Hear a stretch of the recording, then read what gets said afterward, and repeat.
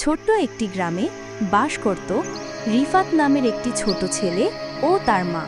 একদিন রিফাত স্কুল পথে হেঁটে যাচ্ছে, আর তখনই হঠাৎ মাটিতে একটি ব্যাগ পড়ে থাকতে দেখে। দেখি তো ব্যাগের মধ্যে কি আছে। ব্যাগটি খুলে দেখে যে ব্যাগের ভিতর অনেক টাকা আর কিছু কাগজপত্র।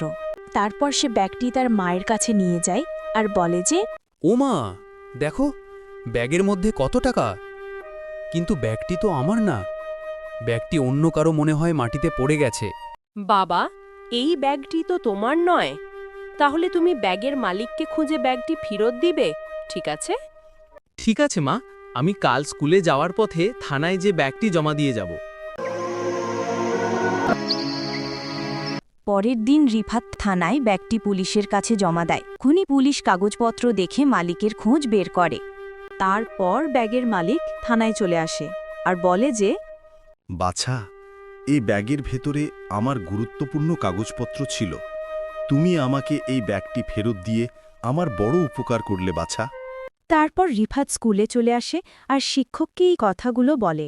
দেখো বাচ্চারা, রিফাত আমাদের আজ শেখালো সততাই মানুষের বড় গুণ, টাকা নয়। সত্য আর ভালো কাজে মানুষ বড় হয়। সততা মানুষকে ছোট নয়, বরং মহান করে তোলে। সত্যবাদী ও সৎ মানুষকে সবাই শ্রদ্ধা করে। যদি আমাদের চ্যানেলের ভিডিওগুলো ভালো লাগে তাহলে অবশ্যই চ্যানেলটি সাবস্ক্রাইব করতে ভুলবেন না।